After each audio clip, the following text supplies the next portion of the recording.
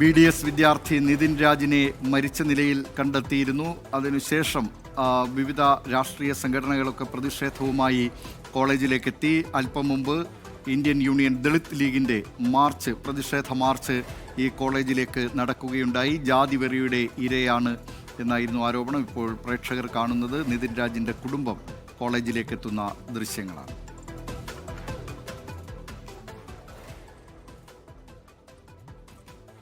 നിതിൻ രാജിൻ്റെ പിതാവ് വളരെ ദുഃഖത്തോടുകൂടി കോളേജിലേക്ക് വരികയാണ്. മകനെ മരിച്ച നിലയിൽ കണ്ടെത്തിയ ആ സ്ഥലം കാണുന്നതിനും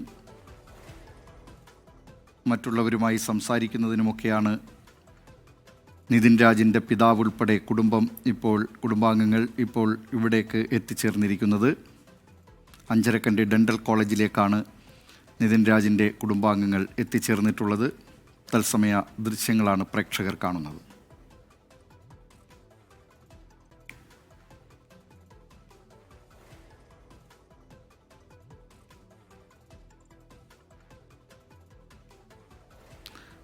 വിവരങ്ങളുമായി അഞ്ചരക്കണ്ടി മെഡിക്കൽ കോളേജിൽ നിന്ന് ഗോകുൽ കെ വേണുഗോപാൽ ചേരുകയാണ്. ഗോകുൽ കെ വേണുഗോപാൽ, എന്തൊക്കെയാണ് കൂടുതൽ വിവരങ്ങൾ?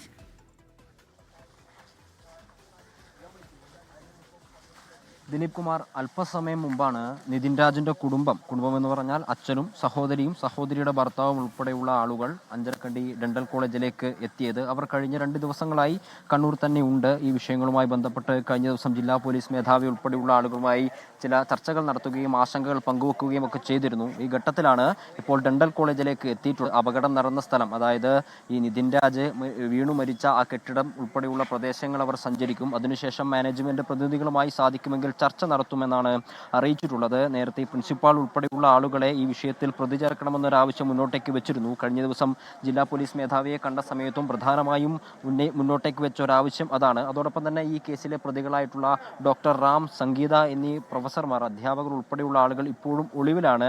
സംഭവം നടന്ന് 10 ദിവസമായിട്ടും അവരെ കണ്ടെത്താൻ സാധിക്കാത്തതുള്ള അതൃപ്തിയും ആശങ്കയും ഒക്കെ ഇവർ പങ്കുവച്ചിട്ടുണ്ട്.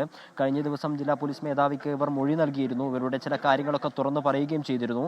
ഇന്ന് ഈ പ്രദേശം സന്ദർശിച്ച ശേഷം, അതായത് നിതിൻ രാജ് അപകടത്തിൽ വീണു മരിച്ച കെട്ടിടത്തിൻ്റെ ആ പ്രദേശമൊക്കെ സന്ദർശിച്ചതിന് ശേഷം വിദ്യാർത്ഥികളുമായും മാനേജ്മെൻറ്റിൻ്റെ പ്രതിനിധികളുമൊക്കെയായി ചർച്ച നടത്തുമെന്നും സംസാരിക്കുമെന്നുമൊക്കെയാണ് അവർ പറഞ്ഞിട്ടുള്ളത്.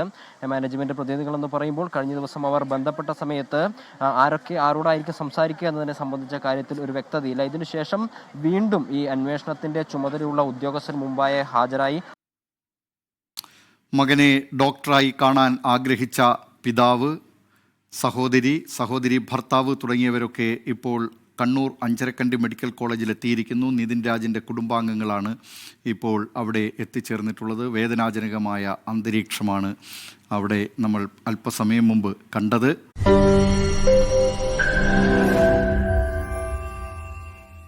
ലോകത്തെവിടെയായാലും ഏത് സമയത്തും 24 വാർത്തകളും ഓഗ്മെന്റഡ് റിയാലിറ്റി പാക്കേജുകളും എക്സ്പ്ലെയിനറുകളും വിശദമായി കാണാൻ ഞങ്ങളുടെ യൂട്യൂബ് ചാനൽ നിങ്ങൾക്ക് സബ്സ്ക്രൈബ് ചെയ്യാം.